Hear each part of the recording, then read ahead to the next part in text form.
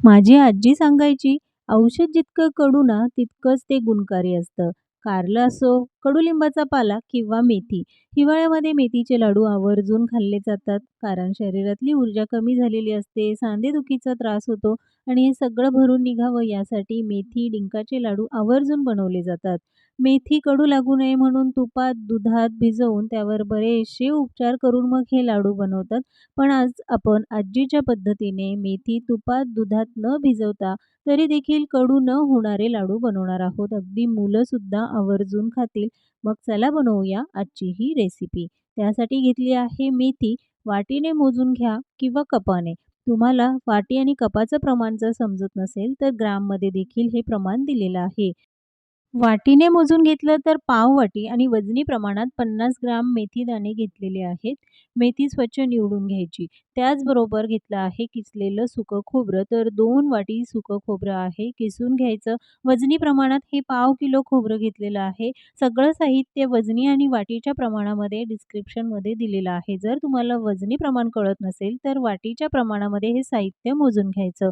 त्याच वाटीने मोजून घेतली आहे 1 वाटी खारीक पावडर. खारीक पावडर घरी कशी बनवायची याचा व्हिडिओ आपल्या चॅनलवर आहे, पण शक्य नसेल तर विकतची पावडरही वापरू शकता. त्याच वाटीने मोजून 2.5 वाटी गव्हाचं पीठ घ्यायचं आहे. गव्हाचं पीठ जे रोजची चपाती पोळी बनवण्यासाठी वापरतो तेच वापरलेलं आहे. आता गावाकडे जेव्हा लाडू आजी मोठ्या प्रमाणात बनवायची तेव्हा गहू आणि मेथी भाजून ती थोडीशी रवाळ दळून आणून मग त्याचे लाडू बनवले जायचे. लाडू बनवण्यासाठी 2 वाट्या गूळ घेतलेला आहे. हा काळा गूळ आहे. ऑर्गेनिक गुळाचा वापर करा. चिक्की बनवण्यासाठी जो गूळ वापरतो तो लाडू बनवण्यासाठी वापरायचा नाही. 2 वाट्या आणि वजनी प्रमाणामध्ये 400 ग्राम गूळ आहे. त्यानंतर अर्धी वाटी आणि वजनी प्रमाणात 100 ग्राम डिंक घेतला. डिंक बघाल तर असा बारीकसाच बघून घ्यायचा. जाडसर डिंक घ्यायचा नाही. तो व्यवस्थित फुलत नाही. डिंकाचे मोठे खडे असेल तर ते फोडून नंतरच तुपामध्ये तळून घ्यायचे म्हणजे ते आतपर्यंत व्यवस्थित तळले जातात. त्यानंतर पाव वाटी मी ड्रायफ्रुट्स घेतले. यामध्ये काजू, बदाम आणि अक्रोड आहे. तुम्ही तुमच्या अंदाजाने चवीनुसार कमी जास्त करू शकता. ड्रायफ्रुट्स कमी घेतले आहे कारण इथे आपण 25 ग्राम घेतली आहे गोडंबी. गोडंबी म्हणजे जो बिब्बा असतो त्यामधलं हे बी आहे. सांधेदुखीवर अतिशय उपयुक्त गुणकारी म्हणजे गोडंबी. बदामाच्या तोडीचं कोणतं ड्रायफ्रुट्स असेल तर ते म्हणजे हे आहे गोडंबी. गोडंबी उष्ण असते आणि ती कोणत्याही किराणा दुकानात तुम्हाला सहज उपलब्ध होईल. 25 ग्राम गोडंबी घेतली, 25 ग्राम जवस घेतलेले आहेत, 25 ग्राम मी इथे हलीम म्हणजे अळीव वापरले. तुम्ही तुमच्या आवडीने हे सगळे पदार्थ कमी जास्त करू शकता. 25 ग्राम मेलन सीड्स घेतले आणि थोडंसं जायफळ. त्याच वाटीने मोजून घ्यायचं आहे तूप. 1 वाटी आणि वजनी प्रमाणामध्ये 200 ग्राम साजूक तूप वापरलं. गाईचं, म्हशीचं कोणतंही तूप वापरू शकता, पण शक्य असेल तर साजूक तुपाचाच वापर करावा, ज्यामुळे लाडू हे छान चविष्ट होतात. ही सगळी तयारी झाली. त्यानंतर कढई गरम झालेली आहे. त्यामध्ये आधी आपण मेथी भाजून घेऊ. यामध्ये तुपाचा वापर केलेला नाही. हलकीशी मेथी भाजून घ्यायची आहे. कमी आचेवर हलकासा रंग बदलेपर्यंत मेथी भाजून घ्यायची, खूप काळसर करायची नाही. त्यानंतर ती काढून थंड होण्यासाठी ठेवायची. त्याच कढईमध्ये आपल्याला खोबरं भाजून घ्यायचं. सुरुवातीला खोबरं तूप न घालताच भाजायचं आहे. 2 वाट्या खोबरं वापरलं. तुम्ही यापेक्षा जास्तही वापरू शकता. 5 मिनिटं हे कमी आचेवर भाजून घेतलं की यामध्ये 1 चमचा साजूक तूप घालायचं आणि छान सोनेरी रंगावर खोबरं भाजून घ्यायचं. खोबरं भाजल्यामुळे लाडू जास्त दिवस टिकतात कारण खोबऱ्यामध्ये जो खवटपणा असतो तो लाडू खाताना जाणवत नाही. हलकेशा सोनेरी रंगावर आपण हे खोबरं देखील भाजून घेतलं. काढून ते थंड होण्यासाठी ठेवायचं. कढईमध्ये अर्धा चमचा साजूक तूप घातलं. त्यामध्ये जवस भाजून घ्यायची आहे. गॅस हा मध्यम आचेवर आहे. मध्यम आचेवर ही जवस छान खरपूस भाजून घ्यायची. ती जर कच्ची राहिली तर लाडू खाताना दाताला चिकटतात. आता 2 ते 3 मिनिटं ही भाजून झाली की त्यामध्येच जे ड्रायफ्रुट्स घेतले काजू, बदाम आणि अक्रोड तेही भाजून घ्यायचे आहे. मध्यम आचेवर 2 ते 3 मिनिटं. जवस भाजली गेली आहे की नाही कसं ओळखणार? तर ती फुलते, त्याचा रंग बदलतो, थोडासा काळसर होतो, म्हणजे ही जवस व्यवस्थित भाजली गेली आहे. ती काढून घेतली. त्याच कढईमध्ये अळीव आणि थोडेसे मेलन सीड्स मी वापरले. अर्धा चमचा साजूक तूप घालायचं. 2 ते 3 मिनिटं मध्यम आचेवर हे चांगलं भाजून घ्यायचं. अळीव तुपावर भाजून घेतल्यामुळे ते हलके होतात, पचायला सोपे जातात. अळीव खाल्ल्यामुळे केस गळतीचा त्रास कमी होतो. बाळंतणीच्या आहारामध्ये तर अळीव हे आवर्जून खाल्ले जातात. शरीरातली ऊर्जा भरून काढण्यासाठी केस गळती असेल किंवा सांधेदुखीवर उपयुक्त म्हणजे अळीव.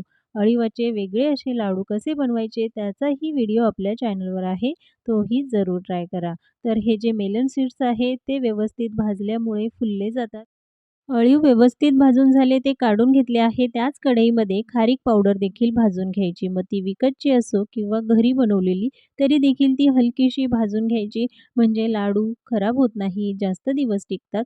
यासाठी जे काही पदार्थ आहे ते तुपावर व्यवस्थित भाजून तळून नंतरच त्याचे लाडू बनवले जातात. 2 ते 3 महिने टिकणारे हे लाडू खराब होऊ नये यासाठी. तर खारीक पावडर 2 मिनिटं भाजून ती काढून घेतली. आता कढईमध्ये घालायचं आहे 4 ते 5 मोठे चमचे तूप आणि यामध्ये डिंक तळून घ्यायचा. डिंक तळताना सगळा डिंक एकसोबत तुपावर तळायचा नाही. तो व्यवस्थित तळला जात नाही. आतपर्यंत व्यवस्थित डिंक फुलावा यासाठी थोडा-थोडा करून डिंक तळून घ्यायचा आहे. बऱ्याच वेळा सगळा डिंक एकसोबत तळायला जाल तर आतपर्यंत तळला जात नाही आणि तो कच्चा राहतो. असा कच्चा असलेला डिंक लाडवामध्ये वापराल तर लाडू दाताला चिकटतात. तर अशाच पद्धतीने आपण राहिलेला सगळा डिंक तळून घेतलेला आहे. शक्य असेल तर असा बारीक दाण्याचाच डिंक वापरा. खूप मोठे खडे असतील तर ते फोडून बारीक करून घ्या आणि त्यानंतरच तुपावर तळून घ्यायचा. एक सोबत डिंक अजिबात तळू नका. तो व्यवस्थित तळला जात नाही. ही सगळ्यात महत्त्वाची टिप्स आहे. बऱ्याच वेळा एकसोबत सगळा डिंक तळला जातो. त्यामुळे तो आतमध्ये कच्चा राहतो. कच्चा राहिलेला डिंक खायला चांगला लागत नाही आणि लाडू देखील. तर सगळा डिंक तळून घेतला. त्याच कढईमध्ये आपल्याला गव्हाचं पीठ भाजून घ्यायचं. सुरुवातीला ते कोरडंच भाजून घेतलं आहे, त्यामुळे ते लवकर भाजलं जातं आणि त्यानंतरच त्यामध्ये तूप घालायचं. गॅस मध्यम आचेवर ठेवायचा. 5 मिनिटं हे पीठ कोरडंच भाजून घ्यायचं. कोरडं पीठ भाजल्यामुळे ते लवकर तर भाजलं जातं, पण आधीच तूप घालून जर पीठ भाजायला जाल, तर भाजण्यासाठी थोडा जास्त वेळ लागतो. त्यानंतर यामध्ये घालायचं आहे साजूक तूप.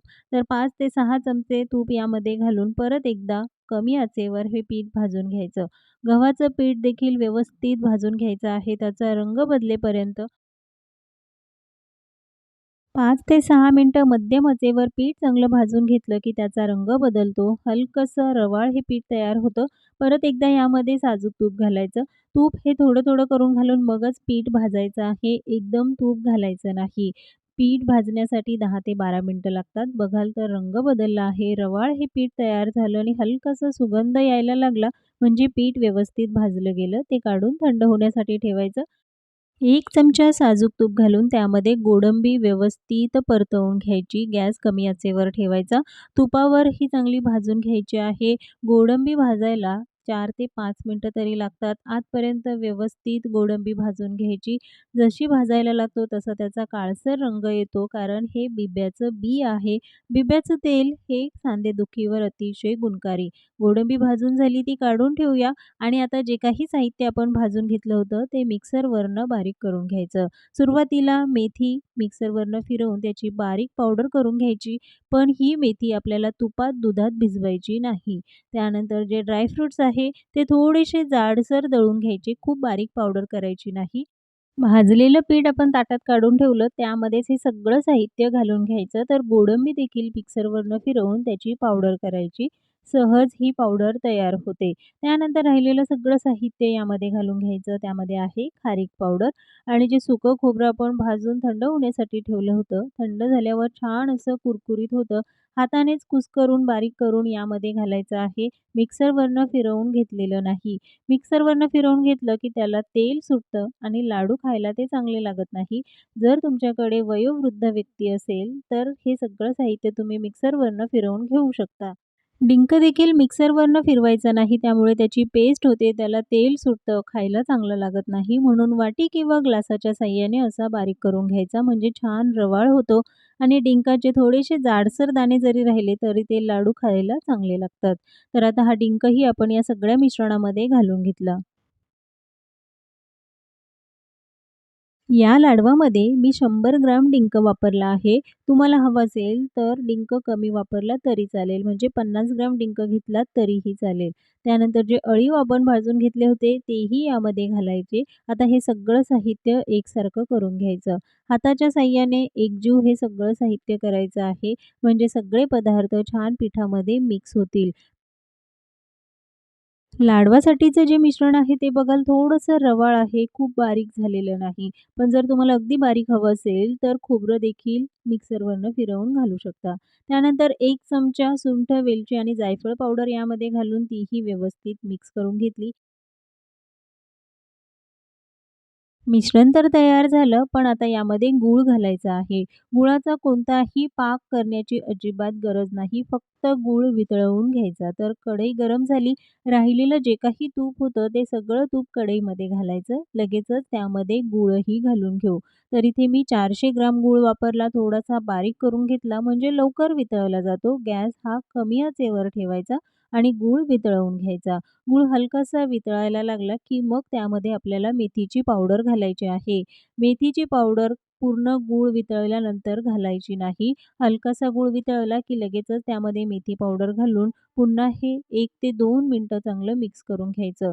जोपर्यंत गूळ व्यवस्थित वितळत नाही, तोपर्यंत मेथी ही गुळामध्ये छान मिक्स होते. आता मेथी तुपात किंवा दुधात अजिबात भिजवण्याची गरज नाही, तरी देखील लाडू कडू होणार नाही. 100% गॅरंटी अगदी परफेक्ट लाडू तयार होतात. आता 2 ते 3 मिनिटं गूळ चांगला वितळवून घेतला. बघाल तर यामध्ये एकही खडा नाही. गुळाचा कोणताच पाक केलेला नाही. फक्त गूळ वितळवून घेतला. वितळलेला गूळ लगेचच मिश्रणामध्ये घालून घ्यायचा. इथे मात्र जराही वेळ वाया घालवू नका, नाहीतर गूळ कडक व्हायला लागतो. मिश्रण बऱ्यापैकी गरम आहे, त्यामुळे सुरुवातीला चमच्याने ते व्यवस्थित मिक्स करून घ्या. शक्य असेल तर मोठ्या भांड्याचा वापर करा, म्हणजे एकसारखं पटकन होईल. तर चमच्याच्या साहाय्याने आपण हे सगळं मिश्रण एकसारखं करून घेऊ, कारण बऱ्यापैकी गरम आहे. लगेचच हाताने करायला जाल तर हाताला चटके बसतील. म्हणूनच चमच्याच्या साहाय्याने आधी हे सगळं मिश्रण व्यवस्थित मिक्स करून घेतलं. या पद्धतीने लाडू बनवणं अगदी सोपं आहे. तुम्ही म्हणाल, "मेथी तुपात, दुधात न भिजवल्यामुळे लाडू कडू होतील का?" तर अजिबात नाही. अगदी परफेक्ट लाडू तयार होतात. तुपात नाही भिजवलं तरी देखील गुळामध्ये आपण ते व्यवस्थित शिजवून घेतलेलं आहे. त्यामुळे मेथीचा कडवटपणा कमी होतो. आता हे मिश्रण हातानेही व्यवस्थित एकसारखं करून घ्यायचं, कारण गुळाचे खडे तयार होतात. ते मोडून घ्यायचे आणि मिश्रण एकसारखं करून लगेचच लाडू वळून घ्यायचे. कारण अजून मिश्रण बऱ्यापैकी गरम आहे. गरम असतानाच लाडू अगदी पटकन वळले जातात. तर हे लाडू तुम्हाला किती मोठे, लहान हवे त्यानुसार बनवून घ्यायचे. बनवायला अगदी सोपे आहे. अगदी पटकन लाडू वळले जातात. तर मी थोडेसे मध्यम आकाराचेच हे लाडू बनवून घेतले. खूप लहान किंवा मोठे नाही. लाडूचं मिश्रण जर तुम्हाला कोरडं वाटत असेल, तर त्यामध्ये वेगळं तूप घालण्याची अजिबात गरज नाही. थोडं-थोडं मिश्रण मिक्सरच्या भांड्यामध्ये घालून अगदी 1 ते 2 मिनिटं फिरवून घ्यायचं आणि लगेचच लाडू बनवायचे. पटकन लाडू वळले जातात. अशाच पद्धतीने हे सगळे लाडू बनवून घेतले आहे. एवढ्या साहित्यामध्ये 40 ते 45 लाडू तयार होतात आणि बघाल तर अगदी रवाळ परफेक्ट असा मेथीचा लाडू तयार झाला. आजची ही रेसिपी तुम्हाला कशी वाटली? कमेंट्समध्ये जरूर सांगा. पुन्हा भेटूया एका नवीन रेसिपीसोबत.